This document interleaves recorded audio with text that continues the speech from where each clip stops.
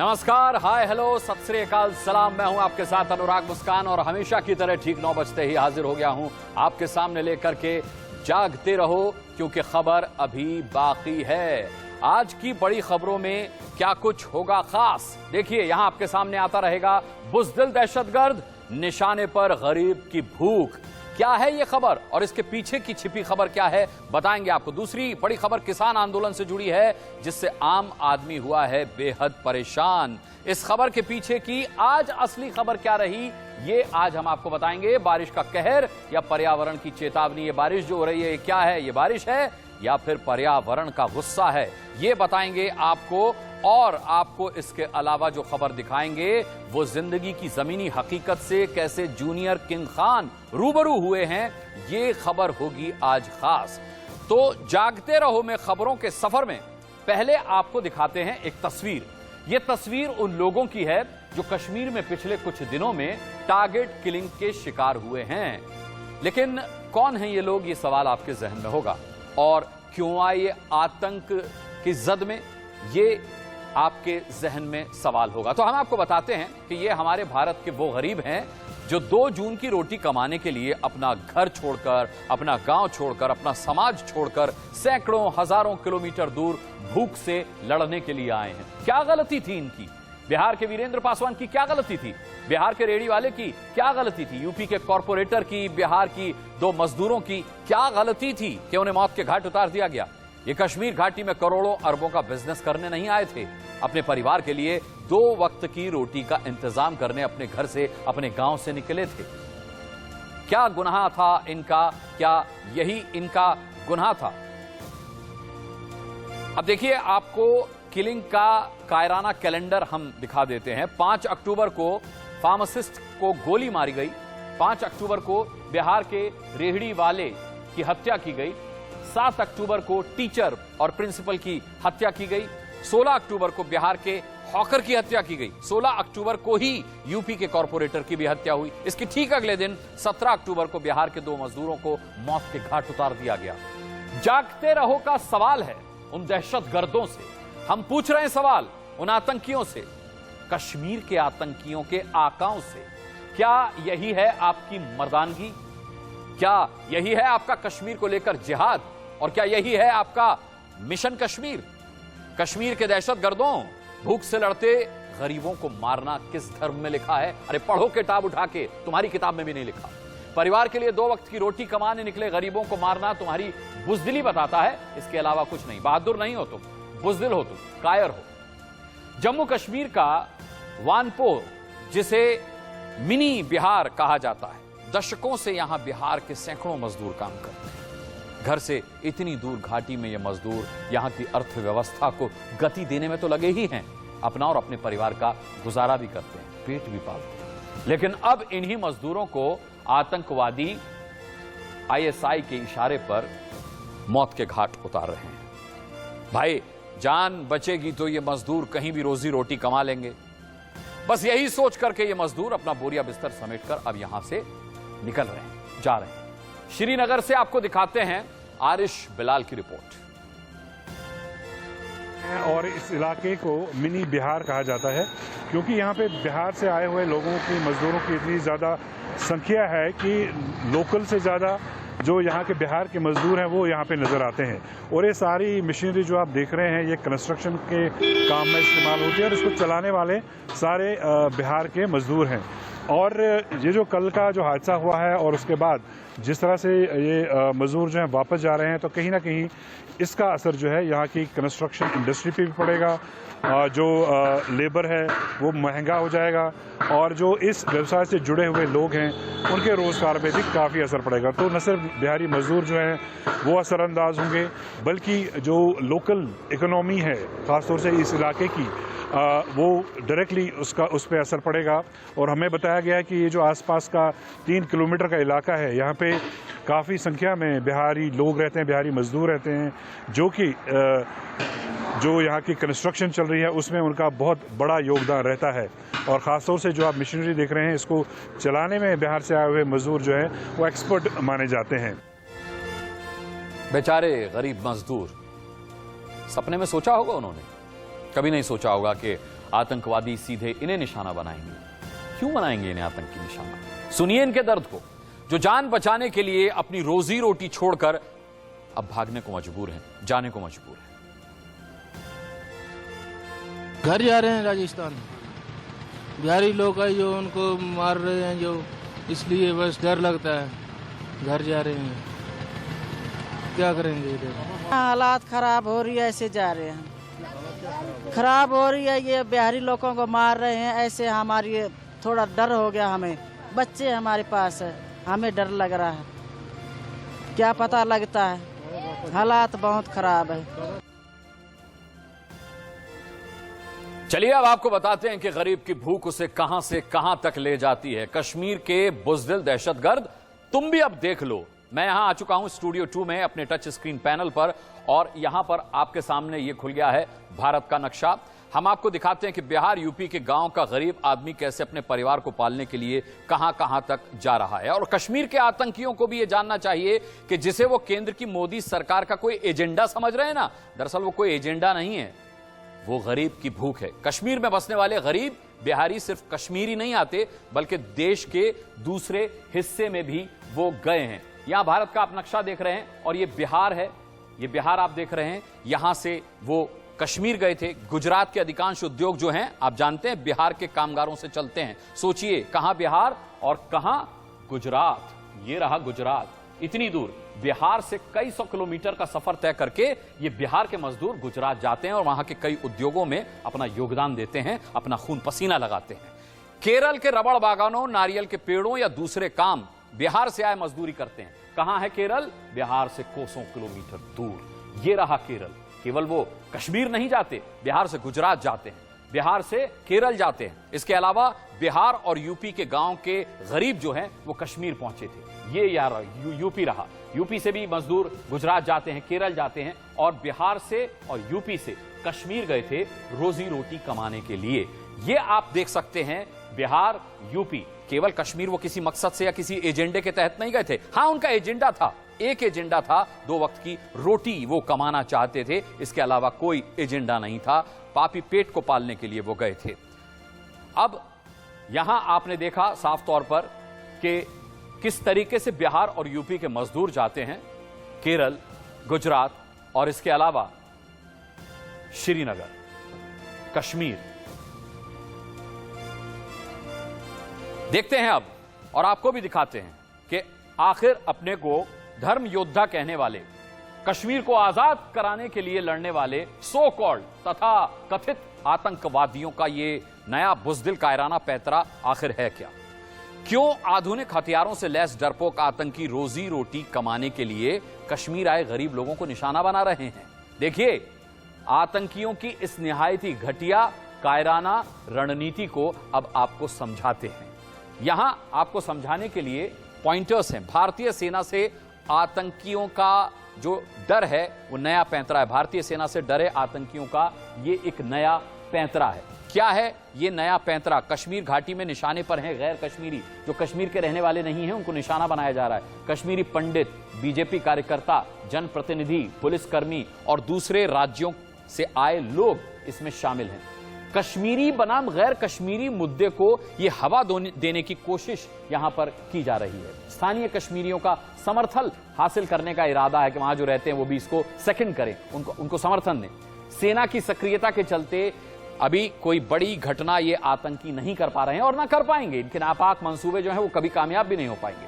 छोटे हथियारों से ये क्या कर रहे हैं? निहत्थे गैर कश्मीरियों की हत्या कर रहे हैं, जो इन्हें अभी आसान लग रहा है, अब आने वाले समय में इनके लिए वो भी आसान नहीं रह जाएगा। अब समझते हैं कि आखिर क्यों आतंकी जो हैं वो रोजी रोटी कमाने दूसरे राज्यों से आए लोगों को निशाना बना रहे हैं। यहां देखिए कि क्यों आखिर वो ये कर रहे हैं। सेना के ऑपरेशन ऑल आउट से आतंकी बहुत परेशान है। सफाया का ऑपरेशन सेना ने चला रखा है। 2018 से अब तक 700 से ज्यादा आतंकी जो हैं वो ऊपर भेजे जा चुके हैं। अधिकांश आतंकी सरगना जो हैं वो खत्म हो चुके हैं। बिना लीडर के अब जो आतंकी बचे हुए हैं वो अपने नापाक मंसूबों को यहां वहां कोशिश करते रहते हैं कि कामयाब हो जाए। गैर मुस्लिम कश्मीरियों के वापस लौटने से इनको बौखलाहट है। ये बौखला रहे हैं कि भाई अब गैर कश्मीरी जो हैं वो वापस आ रहे हैं या वो अपना रोजी रोटी कमाने के लिए यहाँ पर धंधा पानी शुरू कर रहे हैं, तो ये क्या मतलब अब ये इनको लगता है कि ये ध्वस्त कर देंगे इस पूरी व्यवस्था को। अब सवाल उठता है कि इस पूरे मामले में हमारी सरकार क्या कर रही है, ये जानना आपके लिए बहुत जरूरी है। मेरा मतलब है कि इतनी बड़ी खबर देखने के बाद, इतनी देर से मैं बोल रहा हूं, तो जाहिर सी बात है कि आपने भी शायद टीवी के उस पार से कहा होगा कि इतना सब कुछ हो रहा है, सरकार क्या कर रही है। मैं बताता हूं आपको। केंद्र सरकार ने आतंकवादियों की इस टारगेट किलिंग के पैंतरे को लेकर के अब कार्रवाई शुरू कर दी है, सख्त कार्रवाई। आपको अब बताते हैं कि आखिर केंद्र सरकार इस पूरे मामले में क्या कर रही है। अब देखिए, इसको आप चाहें तो अपने मोबाइल से स्नैपशॉट ले सकते हैं, जिससे आपके मोबाइल में भी रहे। टारगेट किलिंग पर होम मिनिस्ट्री में हाई लेवल मीटिंग लगातार चल रही है। पूरे घटनाक्रम की मॉनिटरिंग गृह मंत्रालय कर रहा है कि उसके जो आदेश हैं वो किस तरीके से अमल में लाए जा रहे हैं, उसकी स्ट्रेटेजी को कैसे अप्लाई किया जा रहा है। 23 अक्टूबर को अमित शाह का कश्मीर दौरा संभव है, मुमकिन है कि वो कश्मीर जाएं। गृह मंत्री कश्मीर के मौजूदा हालात पर वहां समीक्षा बैठक होगी। कश्मीर के एलजी, डीजीपी, इसके अलावा आईबी, एनआईए, सीआरपीएफ और सेना के अधिकारी इसमें शामिल होंगे। हाई लेवल मीटिंग है। 70 केंद्रीय मंत्री जम्मू कश्मीर का दौरा करेंगे। सीआरपीएफ, एनआईए प्रमुख को जम्मू कश्मीर भेजा जा चुका है। यह बहुत अहम खबर है। टारगेट किलिंग करने वाले आतंकियों की अब ट्रैकिंग शुरू हो गई है। जैसे आपने हिंदी फिल्मों में देखा है ना, और सुनाई डायलॉग चुन चुन के मारेंगे, ये वही स्ट्रेटेजी है। गृह मंत्रालय का सीटीसीआर डिवीजन ये पूरी ट्रैकिंग कर रहा है। 30 सितंबर तक 105 AK-47, 126 पिस्टल, 276 ग्रेनेड बरामद हो चुके हैं। सोचिए, ये बरामद नहीं होते तो कितने बड़े स्केल पर कुछ भी हो सकता था, लेकिन हुआ नहीं। टारगेट किलिंग पर गृह मंत्रालय के सूत्रों के हवाले से एक बहुत अहम खबर भी आई, जान लीजिए। गृह मंत्रालय पूरी स्थिति को मॉनिटर कर रहा है। सूत्रों के मुताबिक गृह मंत्री अमित शाह का जम्मू कश्मीर का दौरा 23 अक्टूबर से शुरू हो रहा है, जिसमें गृह मंत्री अमित शाह जम्मू कश्मीर के एलजी, हमने आपको बताया डीजीपी, आईबी, सेना के वरिष्ठ अधिकारी और सीएपीएफ के अधिकारी के साथ वो बैठक करेंगे, मामले की समीक्षा करेंगे और देखेंगे कि किस तरीके से ये पूरी स्ट्रेटेजी प्लान आउट हो रही है। आपको बता दें, हालांकि गृह मंत्री का ये दौरा केंद्र सरकार के आउटरीच प्रोग्राम के तहत दौरा हो रहा है। आपको बता दें, इसके तहत केंद्र सरकार के 70 मंत्रियों को अलग अलग समय जम्मू कश्मीर के इलाकों का दौरा करना है। लेकिन आपको बता दें, गृह मंत्री का दौरा ऐसे समय हो रहा है जब गैर स्थानीय लोगों को टारगेट किलिंग करके निशाना बनाया जा रहा है। हमने आपको बताया कब कब किसे मारा गया। अमित शाह के दौरे से पहले आज अमित शाह ने आईबी ऑफिस में देश भर के सभी राज्यों के डीजीपी से आंतरिक सुरक्षा पर बैठक की उन्होंने, और इस पर बात करने के लिए आरिश बिलाल हमारे साथ, हमारे संवाददाता जुड़ रहे हैं। आरिश, ये तो हमने बताया कि सरकार इस पूरे मामले पर क्या कर रही है, लेकिन क्या आप इस बाबत जानकारी दे सकते हैं कि आतंकियों में, बचे खुचे आतंकियों में किस तरीके की बौखलाहट है इस पूरी कार्रवाई को लेकर के, और जो आतंकियों के छिपे हुए समर्थक हैं जो चेहरे पर नकाब डालकर उनका साथ देते हैं, उनकी क्या हालत है? देखिए, इस बात का अंदाजा इससे लगाया जा सकता है कि पिछले हफ्ते में, यानी जो हफ्ता खत्म हो गया, उसमें बैक टू बैक लगातार कश्मीर में एनकाउंटर हुए, जिसमें 13 आतंकियों को मारा गया। और इसमें ज्यादातर वो लोग शामिल थे जो सिविलियन टारगेट्स में पुलिस के मुताबिक मुलविस से डायरेक्ट उनका इन्वॉल्वमेंट था, और वो ये हत्याएं करके अलग अलग डिस्ट्रिक्ट्स में छुप रहे थे। खासतौर से जिस तरह श्रीनगर में किलिंग हुई तो फिर वो शोपियां में चले गए, तो शोपियां में उनका एनकाउंटर हुआ और वो मारे गए। उधर दूसरी तरफ जो है एनआईए जो है अपनी कार्रवाई तेज किए हुए है और उन्हें लगातार छापेमारी की है, और ये छापेमारी आतंकियों पे नहीं बल्कि उनके समर्थकों के घर पे हो रही है। और यही वजह है कि पिछले कुछ दिनों हमने देखा कि लगातार एनआईए की छापेमारी चली और कई लोगों को गिरफ्तार किया गया। तो एक तरफ जो आर्म्ड सिक्योरिटी फोर्सेस हैं वो आतंकियों के पीछे पड़े हुए उनका एनकाउंटर कर रहे हैं, और दूसरी तरफ एनआईए जो है वो इनके समर्थकों से निपट रही है। आरिश बिलाल, इस जानकारी के लिए बहुत बहुत धन्यवाद। और बड़ी अच्छी खबर आपने दी कि आतंकियों के समर्थकों की भी धरपकड़ की जा रही है। इससे उनके हौसले पस्त होंगे और आतंक का समूल नाश हो जाएगा। इस दिशा में भारत सरकार बढ़ चली है। आपसे आगे भी अपडेट लेते रहेंगे। फिलहाल आरिश बिलाल का बहुत बहुत धन्यवाद हम करना चाहेंगे और रुख करेंगे अब अगली खबर का। अगली खबर क्या है? दिल्ली, रोहतक, पानीपत, सोनीपत, जालंधर, लुधियाना, चंडीगढ़, जम्मू, मेरठ, गाजियाबाद। क्या आप जानते हैं कि मैंने ये जितने नाम लिए इन सब में कॉमन क्या है, सामान्य क्या है, एक जैसा क्या है? आप में से कितने लोग हैं जिनके रिलेटिव्स परिजन रेल से ट्रेन से कहीं जा रहे थे, कहीं से आ रहे थे, परेशान, बदहवास। क्यों?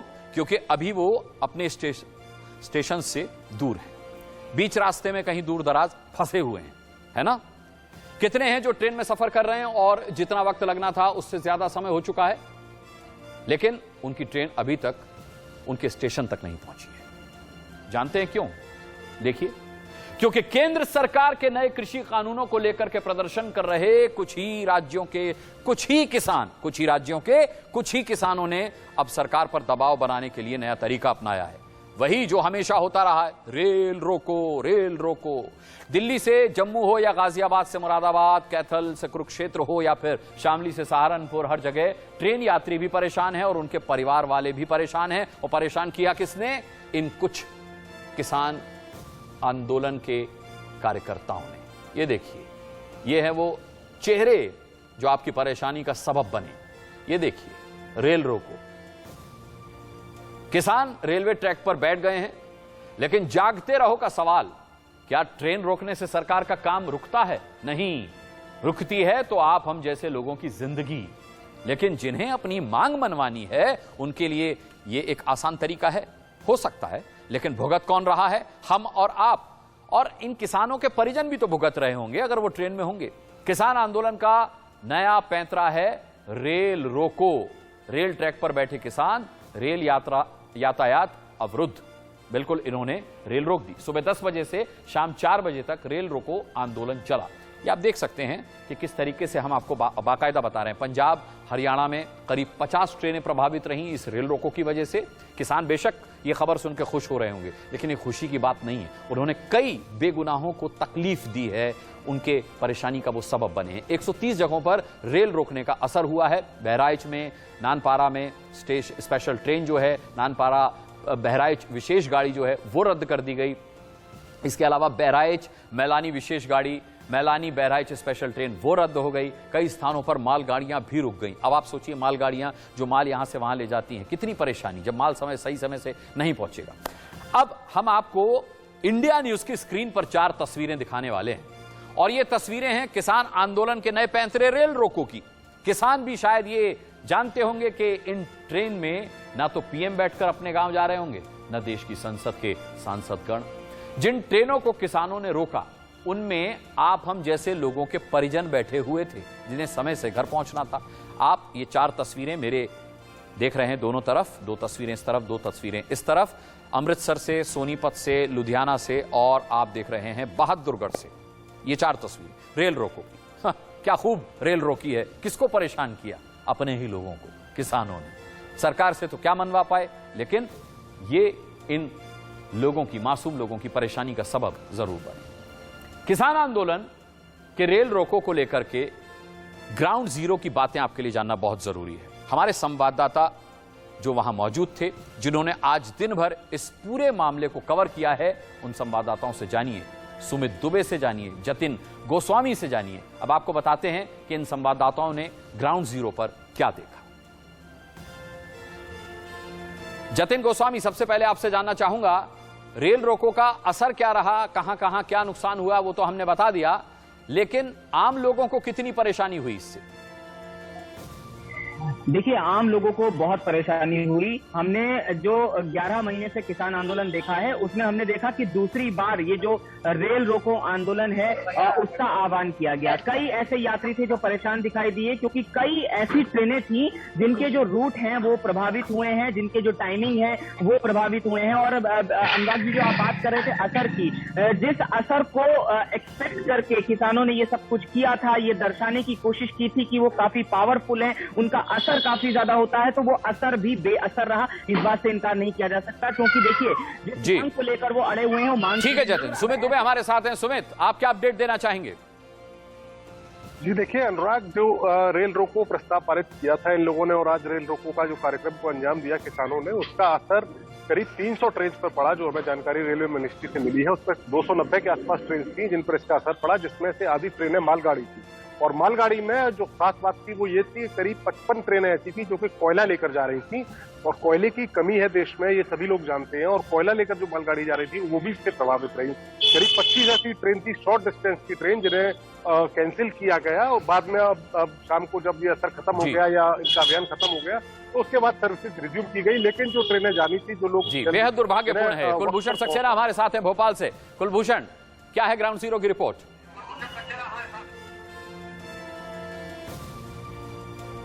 मध्य प्रदेश में अगर किसान आंदोलन की बात की जाए तो मध्य प्रदेश में इसका कोई भी असर देखने को नहीं मिला है। इसके पहले भी रेल रोको आंदोलन मध्य प्रदेश में हुआ था, लेकिन मध्य प्रदेश के तमाम प्लेटफॉर्म में सुरक्षा पुलिस प्रशासन की जो है वो कड़ी कर दी गई थी। सुरक्षा की दृष्टि से पुलिस बल तैनात कर दिया गया था, और जो किसान नेता हैं उनको घरों में ही कल से नजरबंद कर दिया गया था। किसी प्रकार का कोई भी आंदोलन मध्य प्रदेश में देखने को नहीं मिला। हालांकि होशंगाबाद जिले में जो किसान बड़े नेता हैं वो जरूर आंदोलन करने पहुंचे थे, लेकिन उनकी भी गिरफ्तारी वहां पर हो चुकी थी। तो मध्य प्रदेश में कोई ज्यादा खास असर देखने को नहीं मिला है, क्योंकि 11 महीने हो चुके हैं। अब देखने वाली बात होगी कि जब 1 साल पूरे होंगे अगले महीने 26 नवंबर को, तो क्या रणनीति किसान जो है वो बनाते हुए नजर आएंगे। लेकिन फिलहाल मध्य प्रदेश की अगर बात की जाए तो मध्य प्रदेश में आज जो संयुक्त किसान मोर्चा ने रेल रोको अभियान का ऐलान किया। आप तीनों का बहुत बहुत धन्यवाद करना चाहूंगा। अपडेट आपसे आगे भी लेते रहेंगे। फिलहाल बहुत बहुत धन्यवाद आप सभी संवाददाताओं का। तो आपने देखा किस कदर परेशान रहा यातायात भी, चाहे वो लोगों का यातायात हो या फिर माल वाहक ट्रेनों का यातायात हो, किस कदर वो प्रभावित रहा। बहरहाल जागते रहो क्योंकि खबर अभी बाकी है।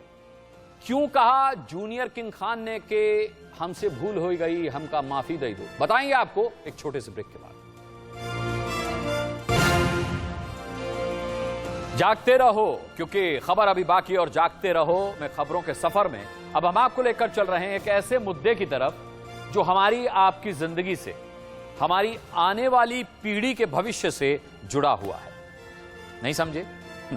जी हां, एक ऐसी खबर जिस पर अभी भी हम और आप बात नहीं करते, चर्चा नहीं करते। ऐसी खबर जो मुद्दा नहीं बनती, लेकिन हम जगाएंगे क्योंकि यह मुद्दा हमारी आपकी धरती, अरे हमारे पर्यावरण से जुड़ा हुआ है।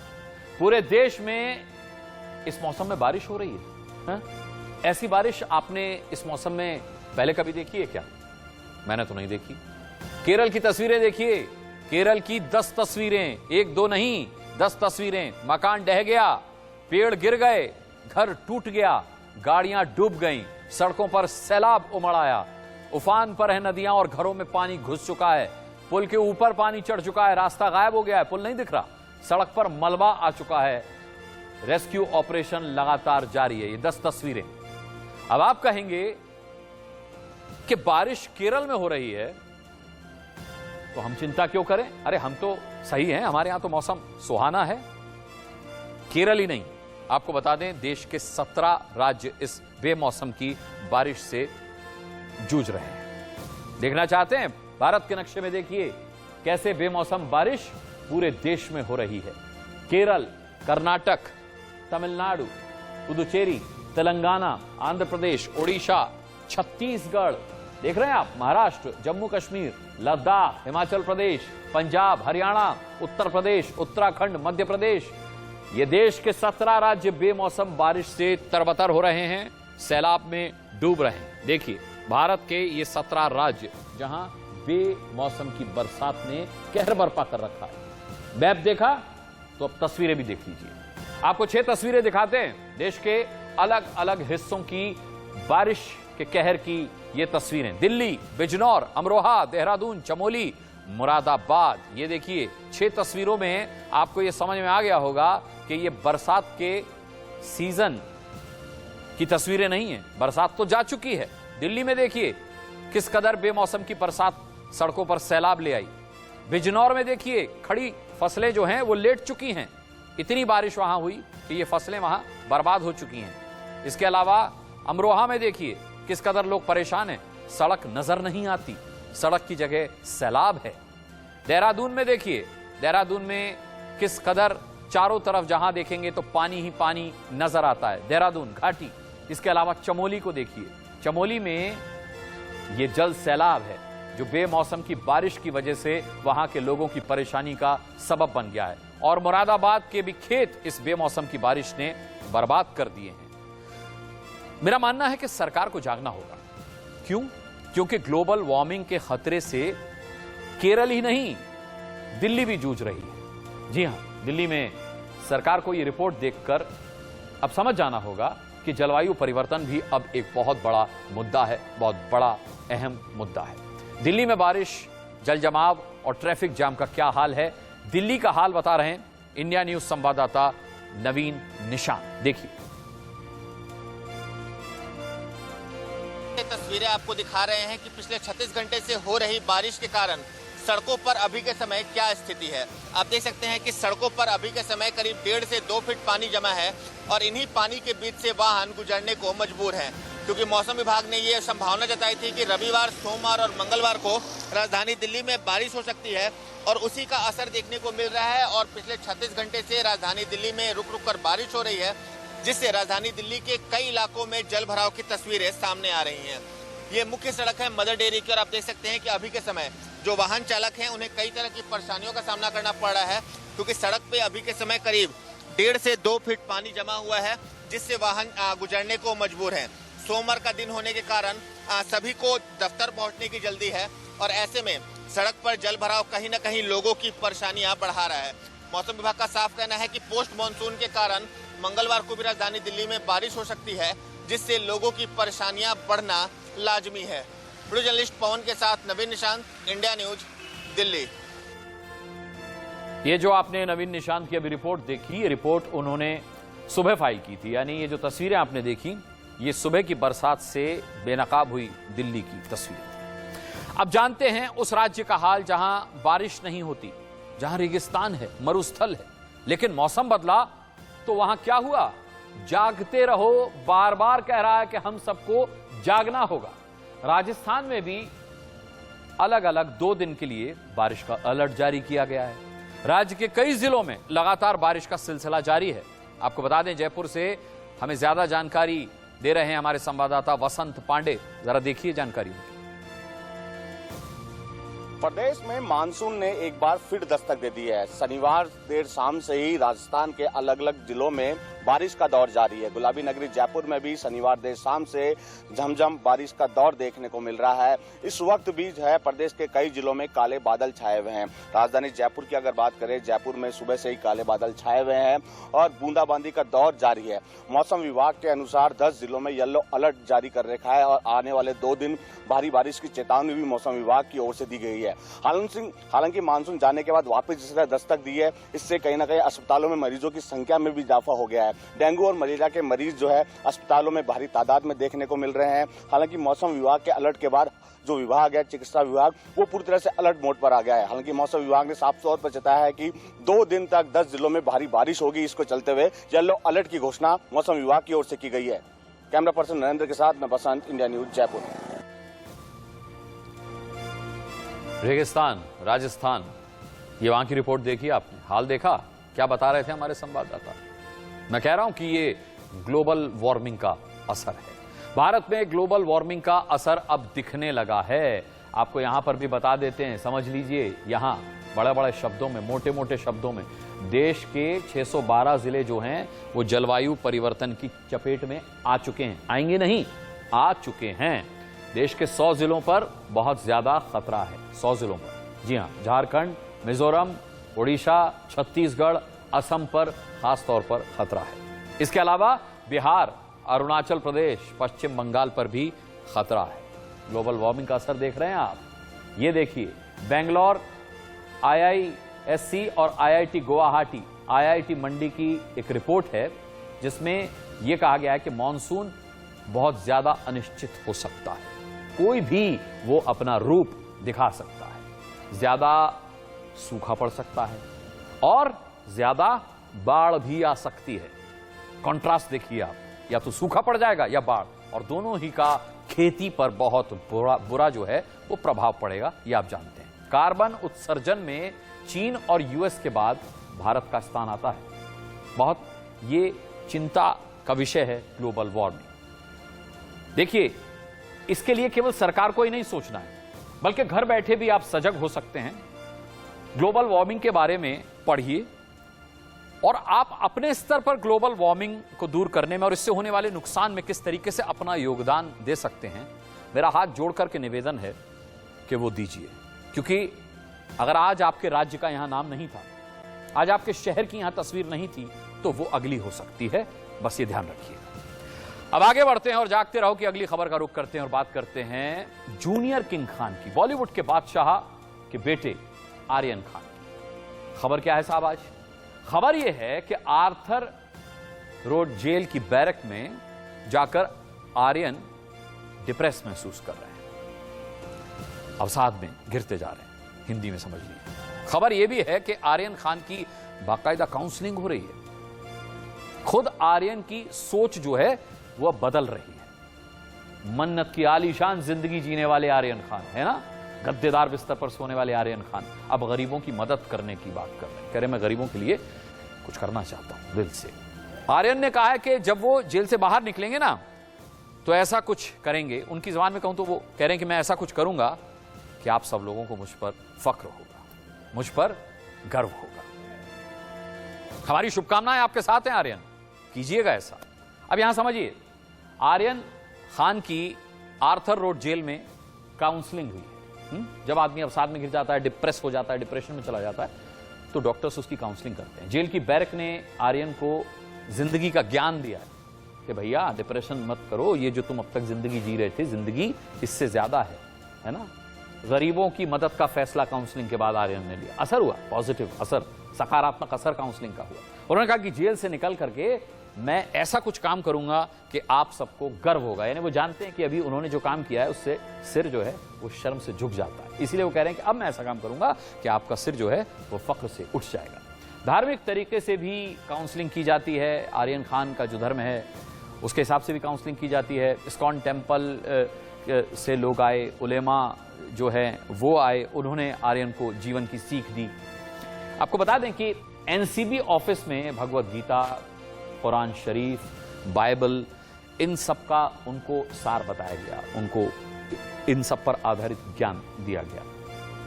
अब देखिए कैसे जो है एक सुपरस्टार के बेटे की जिंदगी जेल की बैरक में जाकर बदल जाती है, उसे जिंदगी की सच्चाई कैसे पता चलती है, उससे साक्षात्कार कैसे वो करता है। लेकिन क्या ये कानून को, एनसीबी को, अदालत को यह बताने की कोशिश है कि आर्यन बदल गया है? जो कुछ क्रूज ड्रग्स पार्टी वाला मामला था वो उसकी महज गलती थी, भूल थी। मुंबई से हमारी संवाददाता श्वेता वर्मा की ये रिपोर्ट देखिए और मैं जो कह रहा हूं उसे समझिए। एनसीपी बनाम एनसीबी, यह लगातार टकरार जारी है और आज नवाब मलिक ने कुछ नए आरोप अब Sameer Wankhede, zonal director NCB पर लगाए हैं। उन्होंने कहा ये जो एनसीबी की काउंसलिंग हुई है आर्यन खान को लेकर, यह दरअसल हुई ही नहीं है, यह केवल फर्जीवाड़ा हुआ है। और इस पर अब समीर वानखेड़े ने यह जवाब दिया है कि अगर उन्हें या किसी और को ऐसा लगता है कि नारकोटिक्स कंट्रोल ब्यूरो द्वारा काउंसलिंग नहीं हुई है तो वह जितने भी धार्मिक स्थल हैं, मंदिर, मस्जिद या कई जो मौलाना हैं उनके पास जाके यह पूछ सकते हैं। और इनकी जवाबदेही नहीं बनती कि हमने युवा लोगों को जिनको हमने गिरफ्तार किया था या जो हमारे इंटरोगेशन में शामिल हुए हैं उनकी एनसीबी ने काउंसलिंग की है या नहीं की है। सिरे से खारिज करते हुए इन पूरे आरोपों को समीर वानखेड़े ने यह बताया है कि उनके द्वारा, पूरी टीम के द्वारा जब आर्यन खान की काउंसलिंग की गई, उन्होंने यह बात स्वीकारा कि किस तरीके से वह एक बदले हुए इंसान बनना चाहते हैं और देश सेवा में हाजिर होना चाहते हैं। अंडर प्रिविलेज लोगों को भी वह मदद करना चाहते हैं। बहुत अलग सा फलसफा है। एक सुपरस्टार का बेटा आलीशान जिंदगी जी रहा था, एक घटना हुई, दुर्घटना हुई, कुछ भी कह लीजिए, और उसकी जिंदगी बदल जाती है। इसमें कितना सच है जानने के लिए ग्राउंड जीरो से हम आपको लगातार रिपोर्ट आगे भी दिखाते रहेंगे और बताते रहेंगे कि इस खबर पर क्या अपडेट है और इस खबर के पीछे क्या खबर है। लेकिन उसकी शर्त है, और शर्त यह है कि जागते रहो, क्योंकि खबर अभी बाकी है। और जागते रहो हैशटैग भी है, इसको भी मत भूलिए। ये देखिए आ गया आपके सामने सफेद पट्टी पर काला काला लिखा हुआ हैशटैग जागते रहो। अब हम तक अपनी बात पहुंचाने के लिए सोशल मीडिया पर अपनी बात लिखिए और यही बात के आगे हैशटैग और उससे चिपका करके जागते रहो लिख दीजिए। आपकी बात हम तक पहुंच जाएगी, आपका सुझाव हम तक पहुंच जाएगा, आपके सुझाव को हम अमल में लाएंगे। आपकी बात को अगर अच्छी लगेगी तो यहां इस जागते रहो के बुलेटिन में, इसके एडिशन में आपका नाम लेकर बताएंगे। अब फिलहाल आज के लिए जागते रहो में इतना ही। जागते रहो क्योंकि खबर अभी बाकी है। मुलाकात होगी आपसे अब ठीक रात 9 बजे, लेकिन कल। आज के लिए शुभ रात्रि, अपना ख्याल रखिएगा, इजाजत।